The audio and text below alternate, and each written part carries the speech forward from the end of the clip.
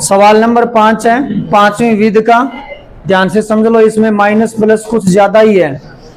तो पहले तो ये माइनस माइनस क्या कर दो, प्लस कर दो। -12 छोटा है 4 प्लस 3x बटा 5 से। अगर आपको सवाल थोड़ा मुश्किल लगे तो अलग अलग लिख देना। कहने का मतलब ये अलग लिख दो और फिर ये पार्ट अलग लिख दो। 4x प्लस 3x बटा 5 छोटा है 2 से। इसको एक साथ भी कर सकते हैं, एक साथ भी कर सकते हैं इसको, ठीक है। तो पहले दोनों को अलग अलग कर रहे हैं।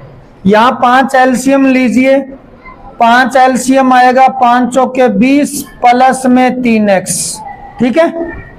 5 का क्रॉस मल्टीप्लाई कर दीजिए, माइनस का 60 छोटा है 20 प्लस 3x से। 20 इधर और ले जाओ तो -60 माइनस 20 छोटा है 3x से। ये माइनस का 80 छोटा है 3x से, 3 का लगा दो भाग, तो -80 बटा 3 से बड़ा हो गया x, सॉरी -80 बटा 3 से बड़ा x। अब इसको सोल्व करते हैं तो ये वही काम है। एलसीएम होगा 5 20 प्लस में 3x छोटा है 2 से। 5 का मल्टीप्लाई कर दो, 20 प्लस में 3x छोटा है 10 से। 20 उधर ले जाओ, 3x छोटा है 10 माइनस 20 से। 3x छोटा 10 माइनस 20 -10। x छोटा या बराबर आ गया -10 बटा 3 से। तो x का मान -80 बटे 3 से तो बड़ा है और -10 बटा 3 से छोटा है, ऐसे है। ये x है, x जो है वो छोटा किससे है बताओ, -10 बटा 3 से। और x बड़ा किससे है, -80 बटा 3 से। तो बस यही फाइनल आंसर है, ये फाइनल आंसर है आपका। आप चाहो तो इसके अंदर नहीं, यही फाइनल आंसर है, इसमें और कुछ ज्यादा चेंज नहीं कर सकते। और एक है, यहां बना दिया -80 बटा 3, यहां बना दिया -10 बटा 3, इसके बीच में है। ये -80 बटा 3 इसमें शामिल नहीं है क्योंकि बराबर का निशान नहीं है। और ये जो -10 बटा 3 है ये साथ में शामिल होगा, बस इतना करना है एक बार। ये जो आपके सामने फॉर्मूला लिखा है 11वें सवाल का, ये फ़ारेनहाइट को सेल्सियस में बदलने का सूत्र है, या सेल्सियस को फ़ारेनहाइट में बदलना हो। जैसे मान लो 30 डिग्री सेंटीग्रेड है और आपको ये पता लगाना है फ़ारेनहाइट में कितना होगा। यहाँ 30 रख दो, 30 रखोगे, 30 में 5 का भाग 6 निम 54, 54 और 32 86 हो गए। तो अगर 30 डिग्री सेल्सियस होगा तो फ़ारेनहाइट में वो 86 डिग्री होगा। ये फॉर्मूला है बदलने का। अब ये कह रहा है जो फ़ारेनहाइट है वो, ये जो एफ है वो 68 डिग्री से कितने के बीच में, 77 डिग्री के बीच में रहना चाहिए। ये जो फ़ारेनहाइट है वो 68 से 77 के मध्य रहना चाहिए, तो इनके बीच में रखना है, ठीक है। अब फ़ारेनहाइट का सूत्र लगा दो इसमें, तो 68 से बड़ा और 9/5 C प्लस 32 77। तो ये सवाल था वैसे बढ़िया जैसे ऊपर वाले 10 सवाल थे। यहाँ पे बस x की जगह c आया, इसमें क्या फर्क पड़ेगा। अब आपको इसको दोनों को एक साथ सोल्व करना बताऊंगा। आप अलग अलग लिख कर सकते हो, ये पार्ट इतना अलग लिख दो, फिर ये अलग लिख दो, अलग अलग सोल्व भी कर सकते हो और एक साथ भी कर सकते हो। अब एक साथ कैसे होगा देखिए, एक साथ करने के लिए एक एक चीज अलग करनी पड़ेगी। यहाँ प्लस 32 है, हमें किसका मान चाहिए, c का। c को फ्री करना पड़ेगा, फ्री करने का मतलब c को अकेला करना पड़ेगा। यहाँ पे c के पास जो भी है वो सब कुछ हटाना पड़ेगा। तो प्लस 32 है, आप हर जगह -32 कर दो, यानी 32 घटा दो हर जगह। तो 68 माइनस 32 9/5 से, और यहां -32 करोगे तो कट ही जाएगा। और 77 माइनस 32 समझ गए। 68 माइनस 32 कितने हो गए, 36। 9/5 से 77 माइनस 32 कितने हो गए, 45 हो गए ना। 45 ही तो होंगे, 40 30 45 ही होंगे। अब बट्टे से 5 हटाओ, बट्टे से 5 हटाने का मतलब 5 का मल्टीप्लाई, 36 5 180 हो गए। और यहां 5 हटेगा तो 9c बचेगा।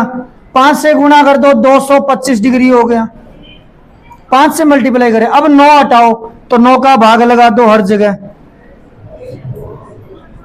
9 से 9 कट गया, 180 में 9 का भाग कितना आ गया, तो 20 से बड़ा रहेगा सी का मान, और 225 में 9 का भाग दे लो, इससे कम रहेगा। ये आपका फाइनल आंसर है, बस इतना ही है। 12 नंबर सवाल क्या है, देखिए 8% बोरिक एसिड के विलयन में 2% बोरिक एसिड का विलयन मिलाकर उसको तनु किया जाता है। तनु का मतलब उसको पतला किया जाता है।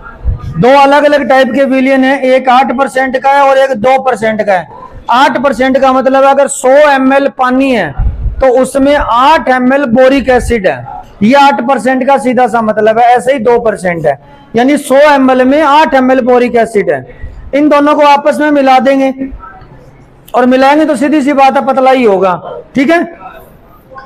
और ये कह रहे परिणामी जो मिश्रण है 8% 2% वाला मिला दिया। अब जो नया लिक्विड तैयार होया है उसके अंदर जो बोरिक एसिड है वो 4% से ज्यादा रहना चाहिए और 6% से कम रहना चाहिए। अब कितना कितना मिला है वो, और देखो ये कह रहे हमारे पास 8% वाला 640 लीटर है। 8% वाला कितना है, 640 लीटर है। और जो 2% वाला है वो पता नहीं कितना है। अब मान लो जैसे हमने एक प्याला लिया, उसके अंदर या एक बहुत बड़ा बर्तन लिया, उसमें 640 लीटर ले लिया 8% वाला। अब उसके अंदर 2% वाला मिलाना है, और 2% वाला इतना मिलाना है कि जो टोटल बोरिक एसिड है वो आपका 4 से 6% के बीच रहे। किसके बीच में रहे, 4 से 6% के बीच में रहे। ये सवाल है, बस दिया इतना ही है। एक 8% का विलयन है, एक 2% का विलयन है, उनको आपस में मिक्स करना है। परिणामी में रहना चाहिए कितना, 4 से 6 के बीच में। यानी मैं एक बार शॉर्ट में लिख रहा हूं, एक हमारे पास 8% का ये है 640 लीटर, और एक हमारे पास 2% का ये पता नहीं, तो मैं एक बार x लीटर ले रहा हूं।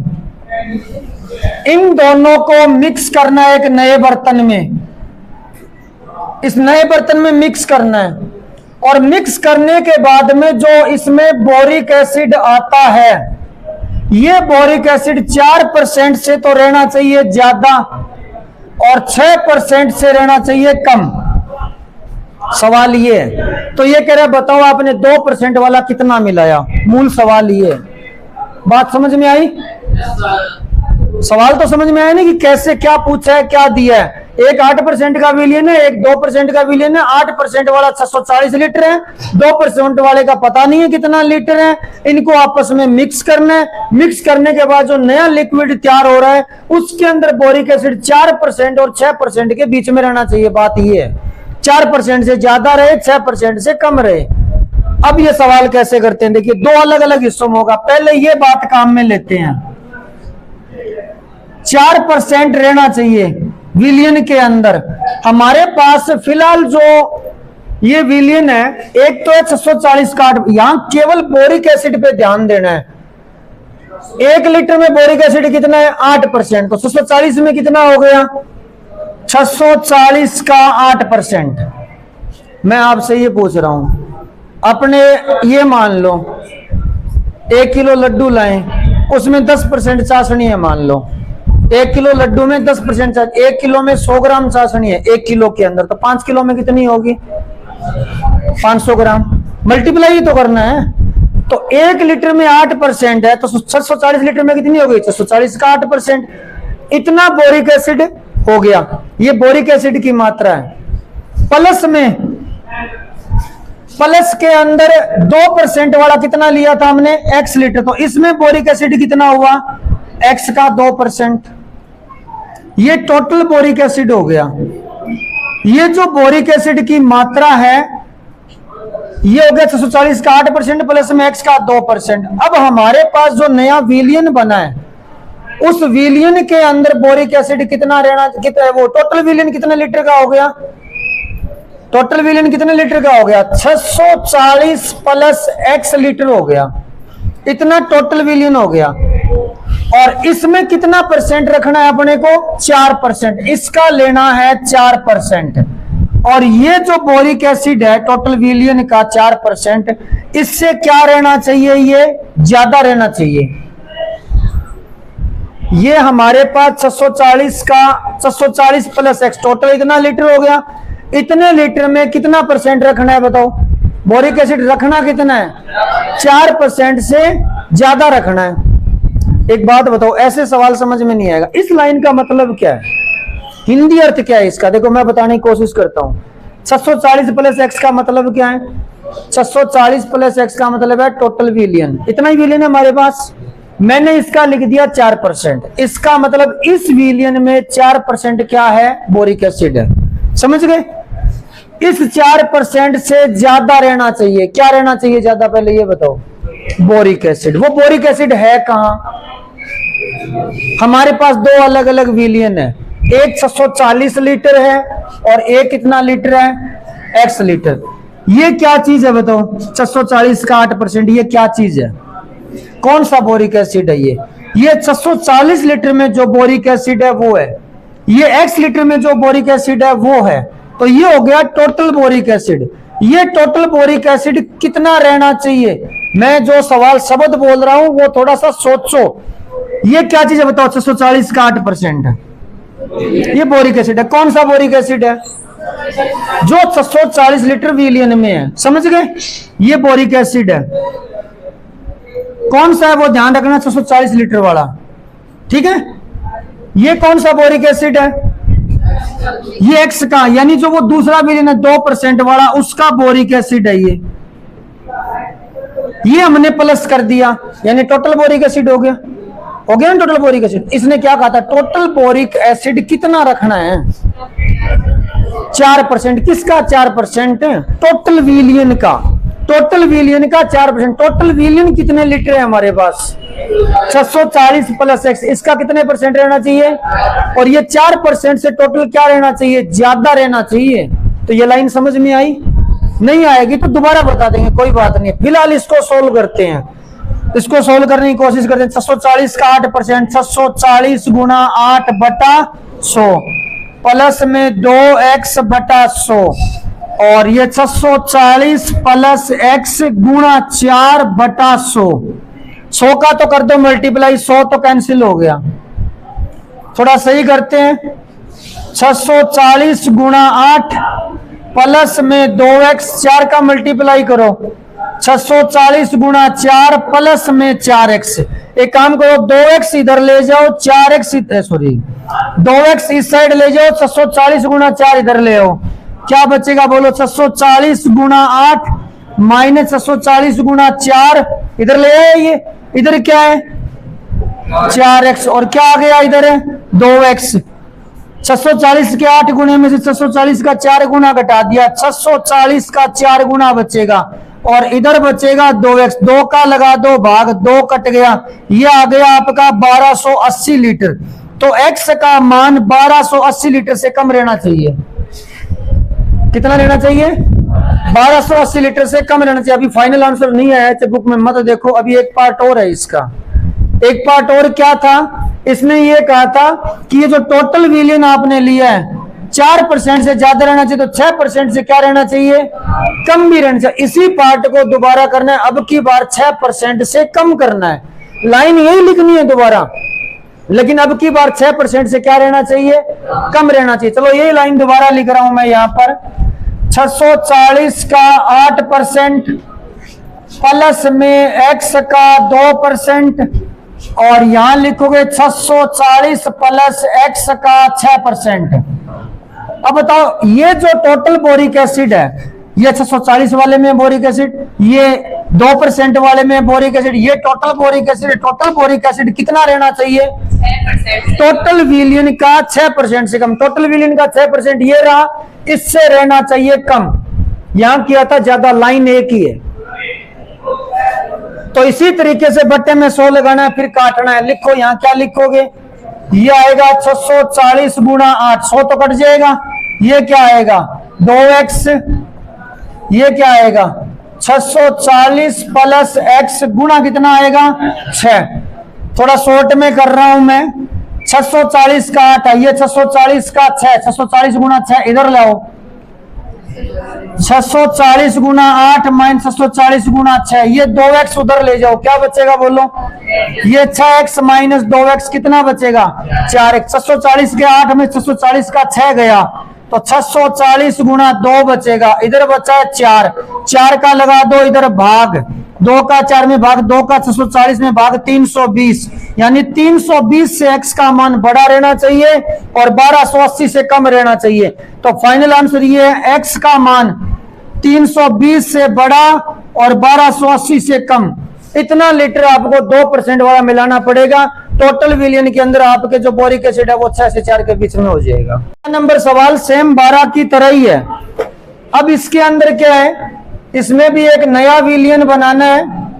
एक साइड विलियन है 1125 लीटर और इसके अंदर अमल है 45%, 45% अमल है, और दूसरी साइड जो लिक्विड मिलाना है उसमें पानी, वो पानी है और पानी में कोई अमल की मात्रा होती नहीं है, पानी उदासीन है, ना उसमें क्षार होता ना उसमें अमल होता। ये 1125 लीटर है ना, इसमें 45% अमल है और पानी इसमें हम कितना मिलाने वाले हैं, x लीटर, क्योंकि पानी की मात्रा पूछी है। जो ये नया विलियन तैयार हो गया, ये विलियन है 1125 लीटर प्लस में x। इस विलियन में अमल की मात्रा ये करे 25% से ज्यादा रहनी चाहिए और 30% से कम रहनी चाहिए। सवाल सेम इसी तरह, मैं इसी लाइन को दोबारा यूज कर रहा हूं। हम टोटल अमल कितना रखना है, 1125 प्लस x में रखना है 25%, इससे तो रखना है ज्यादा और इससे रखना है कम। पिछले सवाल में क्या था उससे रिलेट कर रहा हूं। पिछले सवाल में 2 विलियन थे, एक 8% वाला, एक 2% वाला। आज है एक 45% वाला, एक पानी। हमने इधर क्या लिया था, टोटल बोरिक एसिड, कि टोटल हमारे पास बोरिक एसिड है कितना। इस सवाल में कितना है टोटल, 1125 का कितना परसेंट, कितना परसेंट है, 45%। क्या मैं अगर यहाँ प्लस में पानी की मात्रा लिखूं, पिछले सवाल में तो क्या था, एक 8% का था, एक 2% का था, तो 2% वाली मात्रा लिखी। पानी में कितना परसेंट अमल है ही नहीं, तो वो 0 लिखने का फायदा क्या है, कोई फायदा नहीं है। तो ये हो गए टोटल अमल की मात्रा। ये अमल की मात्रा किससे ज्यादा रहनी चाहिए बताओ, 25% से ज्यादा। अब वो 25% है किसमें, किसमें है वो, 1125 लीटर में है या केवल x लीटर में है या दोनों में है, वो दोनों में है। तो जैसे पिछले सवाल में 640 प्लस x का 4% किया था, इस सवाल में करेंगे 1125 प्लस x का कितने परसेंट, 25%। ये लाइन समझ में आई? अब बताओ दोबारा से, 1125 प्लस x क्या है, टोटल विलियन। अब आपको पिछला सवाल और ज्यादा समझ में आएगा अगर ध्यान से समझोगे तो। टोटल विलियन का 25%, यानी टोटल विलियन में क्या हो गया, अमल। ये अमल की मात्रा जो है इससे ज्यादा रहनी चाहिए। अब ज्यादा रहनी चाहिए पर अमल है कहां, अमल 2 जगह, एक तो 1125 के 45% में, एक पानी में है। अब पानी में बाई चांस होता नहीं है तो वो मैंने लिया नहीं। पर पिछले सवाल में क्या था, ये क्या था पिछले सवाल में, ये क्या है 640 प्लस x, टोटल विलियन। टोटल विलियन में कितना परसेंट रखना है, 4% से ज्यादा। तो मैंने 640 प्लस x का 4% उससे कर दिया ज्यादा। अब वो ज्यादा है कहां से आएगा हमारे पास ज्यादा, आएगा 2 अलग अलग विलियनों से। एक 640 का 8% है, एक x का 2%। अब ये लाइन समझ में आ रही है? तो इस तरीके से करना। अब इसको सोल्व करना है। तो 1125 का 45%, 1125 गुना 45 बटा 100 आना है, वो इससे कट जाएगा। और 1125 प्लस x का 25%, तो ये 25% 100 तो बटे वाला कट जाएगा। शॉर्ट में कर रहा हूं, देख लो। 1125 गुना 45, ये 1125 गुना 25 इधर लाओ, क्या बचेगा बोलो, 1125 गुना 20 बराबर क्या बचा, 25x। 25 का लगा दो भाग, तो 5 से कट जाए, 5 का 20, 5 5 25। 1125 में 5 का भाग, 5 2 10, 12, 5 2 10, 5 5 25 गुना 4x, ये हो गया 1000। 1000 नहीं, हाँ 1900 हो गया है, 900 ही होगा। तो x का मान 900 लीटर से कम रखना पड़ेगा। यानी पानी उसमें 900 लीटर से कम मिलाना पड़ेगा। अब दूसरी कंडीशन, सेम यही चीज लिखनी है, सेम यही चीज, बस अब की बार इस निशान की जगह निशान लगाओगा बढ़ेगा किसका, और ये मात्रा कितनी रहनी चाहिए, 30% से कम। तो ये 30% और इधर वाला कम, तो यहाँ 25 की जगह 30% करना है, कर लोगे? तो बस यही सवाल है, उतार लो। में IQ बराबर दिया है MA/CA गुणा 100। IQ निकालने का ये फॉर्मूला है। MA का मतलब हो गया मानसिक आयु, CA का मतलब है कालानुक्रमिक आयु। मानसिक आयु और कालानुक्रमिक आयु में फर्क होता है। अब मानसिक आयु कौन सी होती है और कालानुक्रमिक आयु कौन सी होती है? देखो, मानसिक का मतलब होता है एक बच्चा 10 साल का है, लेकिन वो 14 साल की उम्र में जो बच्चे सोल्व करते हैं वो सवाल हल कर रहा है। मान लो कोई बच्चा 6ठी क्लास में है, चलो ये इतनी सी बात पूरी कर देता हूं, सवाल तो बाद में ही होगा। कि मान लो एक बच्चा 6 साल का है, तो ये तो होगी उसकी कालानुक्रमिक आयु, लेकिन वो बच्चा सवाल 10 साल के उम्र वाले बच्चे जो करते हैं वो हल कर रहा है, तो उसकी ये होगी मानसिक आयु। अब मान लो आप 14 साल के हो, तो उम्र तो आपकी 14 साल है, यानी आपकी कालानुक्रमिक आयु तो 14 साल है, लेकिन अगर आप सवाल कर रहे हो 25 साल की उम्र में जो बच्चे हल करते हैं वो, तो आपकी मानसिक आयु 25 साल हो गई। और आपके साथ ये संभव नहीं होगा, टेंशन ना लो।